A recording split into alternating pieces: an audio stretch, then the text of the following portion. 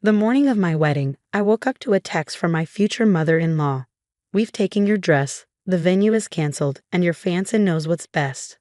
I was shaking as I called him, but when I arrived at the ceremony, it was them who were in for a big surprise. Looking back, I should have seen the signs. My future mother-in-law, Martha, never really liked me.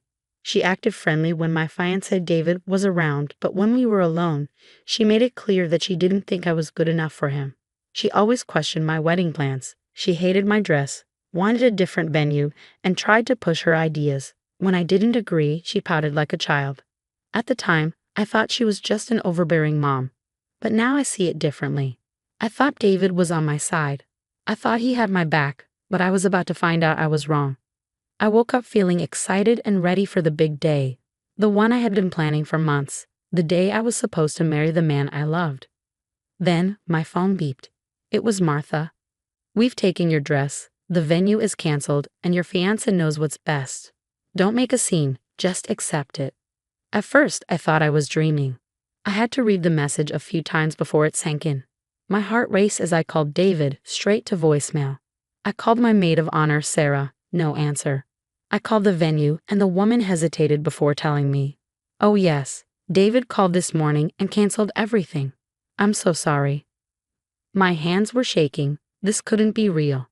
I rushed to my closet. My dress, my shoes, and veil were all gone. Panic set in. They had planned this. They waited until the last moment to do this, thinking I would be too shocked to fight back. They were wrong. I grabbed the first clothes I could find and jumped in my car. If my dress was gone, someone had to have it. I thought about going to David's house, but instead, I drove straight to Martha's. When she opened the door, I saw it in her eyes, smug satisfaction. She didn't pretend to be surprised. She just sighed, leaning against the door like I was an inconvenience. "You need to calm down," she said. "Calm down? You took my dress, canceled my wedding, and now you're telling me to calm down. Where is my dress?" I demanded. Martha didn't blink. "It's gone. You won't need it anyway. The wedding's off." I felt my blood boil. "You don't have the power to cancel my wedding. David made the call. He's doing what's best for you," she said with a smirk. I took a deep breath. "Where is he?" "Busy." I didn't scream. I didn't break anything, but I knew I wasn't going to get anything from her, so I left. But I wasn't done. Not even close. If Martha had done this, she had done something worse. I had to find out what. So I drove to the venue. Cars were pulling in, guests were arriving, and everything was set up just as I had planned. Because the wedding wasn't canceled, it just wasn't my wedding anymore. I got out of my car and walked inside. Nobody stopped me. People I knew smiled at me, unaware. I reached the entrance and stepped inside, and there she was, Rachel, in my wedding dress. The sight made my blood run cold. Rachel had been my friend, but I'd ignored the signs.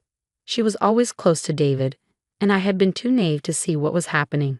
Now she was standing at the altar, wearing my dress, with my fiancé, like I had never existed. The betrayal hit me hard. David looked calm, like nothing was wrong. That's when it hit me. This wasn't last minute. This was all planned. David let me spend months planning this wedding. He let me spend thousands of dollars sending out invites while he was planning to marry someone else. He wanted me to wake up, find out my wedding was canceled, and disappear from his life like I never mattered. They thought I'd accept it. They thought I'd walk away. They had no idea who they were dealing with. I stood there frozen. Guests were laughing and chatting, unaware of what was really happening. Martha was smiling, proud of her perfect plan. Rachel was glowing, wearing my veil. David wasn't guilty. He wasn't looking for me because he knew what was going on. Something inside me snapped. I didn't cry. Instead, a calmness washed over me. They had taken everything, my dress, my venue, my fiancé, my wedding. But I wasn't gone yet. I straightened up and kept walking. People noticed me, whispers started, but no one stopped me until I reached the front row. Martha's eyes locked onto mine, and I saw fear in them.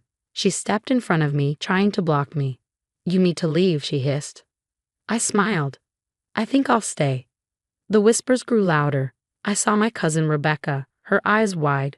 Then I saw Sarah, my maid of honor. She looked guilty. That hurt the most. She opened her mouth, but I wasn't in the mood for excuses. I turned back to Martha, who was still trying to act like she had control. You weren't invited, she said with a forced smile. I laughed.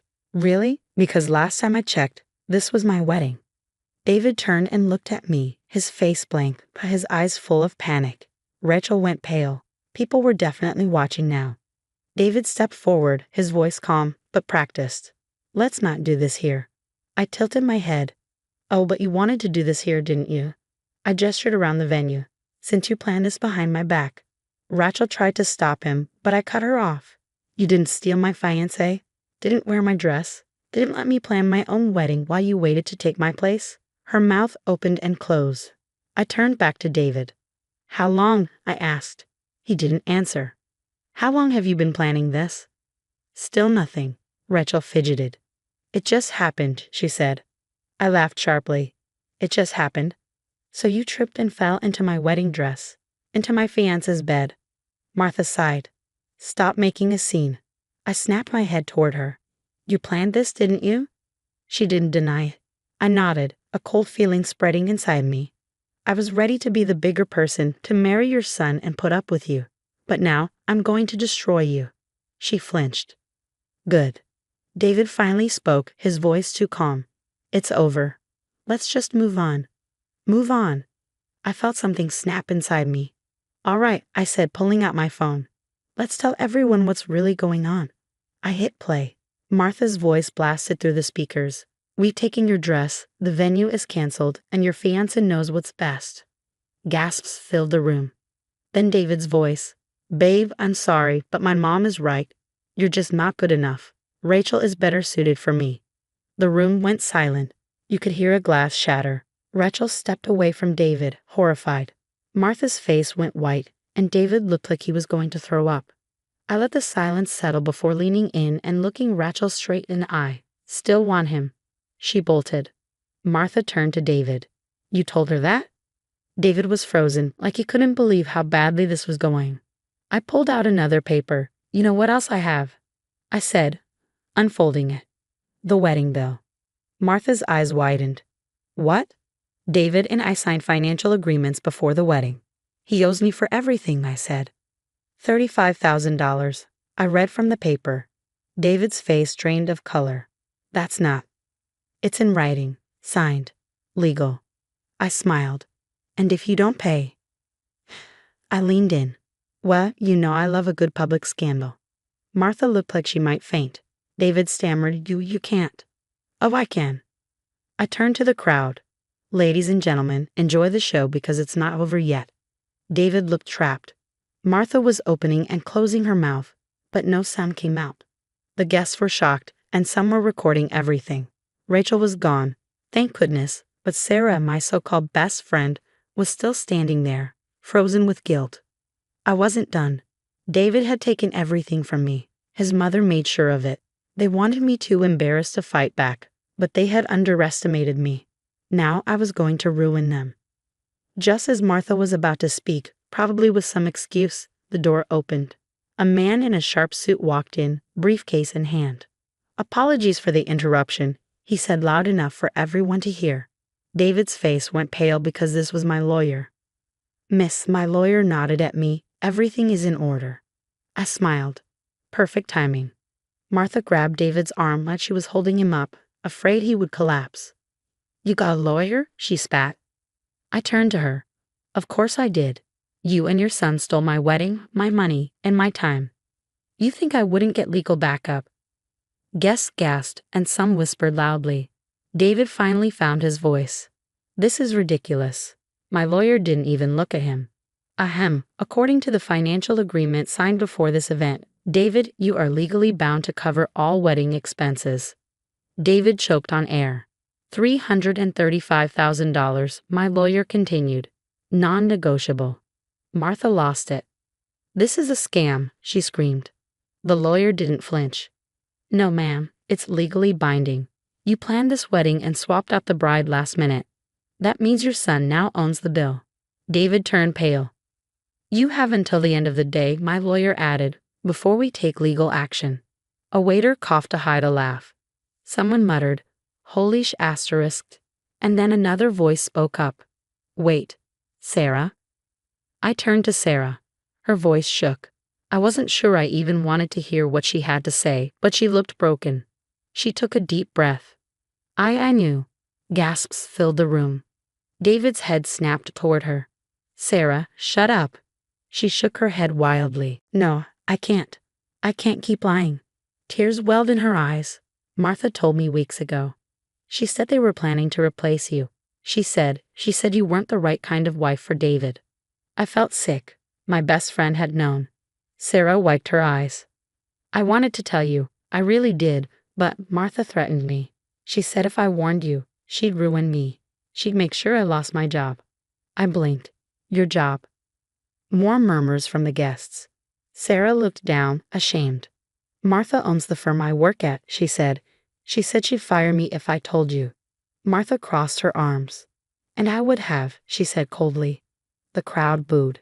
Someone yelled, Are you serious? Sarah looked at me, desperate. I'm sorry.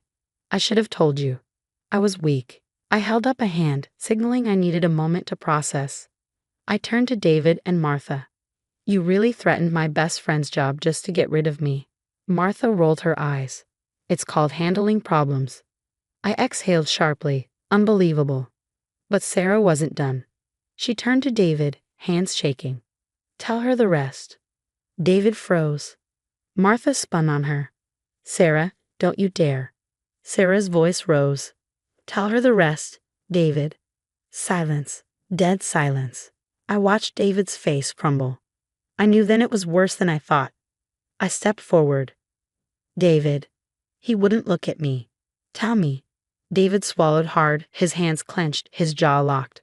Then he finally muttered, Rachel's pregnant. The room exploded. I staggered back. Pregnant? Pregnant? People gasped, whispered, and cursed. Rachel had been my friend. She stole my fiancé, wore my dress, tried to take my wedding, and now she was having his baby, and I was supposed to just disappear. David had the nerve to look sorry, like an apology would fix this. I looked at Martha. So that's what this was about. That's why you wanted me gone. She shrugged like it was obvious. Rachel is giving my son an heir. An heir? Like we were in some royal family? I left. Actually left. David winced. I didn't mean for it to happen like this. I held up a hand. Don't. Just don't. I turned to the guests. Everyone, let's give a big round of applause to David and Rachel, who are expecting a child after stabbing me in the back. Someone actually clapped. A woman in the back muttered, I need more popcorn. David looked miserable. Martha was seething. I was done. I turned to my lawyer. Are we good? He nodded. I'll handle the rest. Perfect. I smoothed down my suit, then I walked out. I had one more move to make, and this was just the beginning. I should have left. I wanted to leave, but something told me I wasn't finished yet. Because after everything, the stolen wedding, the lies, the betrayal, there was still something missing, and I needed to know exactly what it was. I turned back to David, who was rubbing his temples like all of this was giving him a headache, like I was just a problem to deal with. Martha was muttering under her breath, shooting Sarah a death glare, probably wishing she could burn her with her mind. The guests were eating this up. Some had their hands over their mouths in shock. Others had their phones out, recording. Then Rachel came back in. She looked furious, not guilty, not embarrassed. Furious. You just had to ruin everything, she snapped at me, marching straight down the aisle in my dress, like she still belonged there. I raised an eyebrow. Oh, I'm sorry. Did I ruin your big day? She crossed her arms, breathing hard. You weren't supposed to find out like this, she hissed. I stared at her, stunned for a moment. Then I laughed. Actually laughed.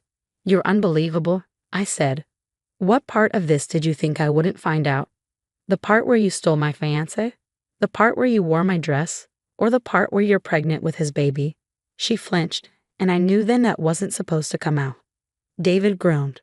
Rachel, stop talking. I pounced. What else is there, Rachel? I pressed. You might as well spill it all now. She looked away. Martha stepped forward, panicked. Rachel, don't you dare. Too late. Rachel snapped. You think I'm the bad guy, she spat. Do you have any idea what I was promised? The room went silent. David's head jerked up. Rachel, shut up. But she was done keeping secrets. They told me I'd have a perfect life, she said, eyes burning. That David would marry me, that we'd be this perfect couple, that I'd be the new face of their family. I felt my stomach drop. Martha had planned this long before today. She had picked Rachel like a replacement doll. And David had gone along with it. Rachel's voice wobbled. But now I see the truth. I was never going to be the wife. I was just a way to get rid of you. And once the baby's here, she turned on Martha, eyes narrowing. You were going to push me out too, weren't you? Martha's face tightened. Don't be ridiculous. Rachel shook her head. Oh my God, you were, weren't you? That's why you kept saying the baby was the only thing that mattered. David stiffened. Rachel, let's talk about this later. But she was spiraling. You lied to me, she whispered, staring at him. You said you loved me. Martha scoffed. Love doesn't matter, Rachel. A strong family matters. That was it. Rachel lost it. She yanked off the veil, threw it at Martha's feet, and laughed bitterly. I was just another pawn, she said, voice cracking. Just like her. She pointed at me, and suddenly, it hit me. Rachel wasn't my replacement. Rachel and I had been the same. She had fallen for it too. The only difference, I got out before it was too late. Rachel wiped her eyes, turned without another word, and walked out. David called after her. Rachel, wait. She didn't. Martha snapped. This is your fault. She pointed at me. I blinked. My fault. She jabbed a finger at my chest. If you had just left quietly, none of this would have happened. I shook my head. You really don't get it, do you? David didn't love me, and guess what? He doesn't love Rachel either. You've controlled his life, and now you've ruined it. David clenched his jaw. Martha turned to him. Say something, she demanded. David just stood there, silent, pathetic. A man who had finally realized he had lost everything. I could have said something brutal to finish him off, but he wasn't worth it. None of them were. So I stepped back. I turned to my lawyer. Let him go. He nodded. We'll send the final paperwork later. I walked down the aisle, the one I was supposed to walk down, in a white dress, past the stunned guests, past the whispers, past Martha shaking with rage. I didn't stop. I didn't look back. David tried to contact me, of course. The messages were pathetic. Can we talk? I made a mistake. I just need a chance to explain. I never answered. Rachel disappeared. She moved away. No one knew where she went. Martha? Well, she lost everything. David never recovered from the scandal. His business deals fell apart. People stopped trusting him. When Martha's reputation began to tank, she turned on David. I heard she moved away to start fresh without him. Karma did all the work for me. And me? I thrived. I moved to a new city, found a real job, made real friends, and I stopped looking back. Because the truth is, I won. Not because I got revenge, not because I embarrassed them, but because I walked away, because I found a life so much better than the one they tried to trap me in. And now when I think about that day, the betrayal and the disaster, I don't feel anything at all. And that's the best revenge of all.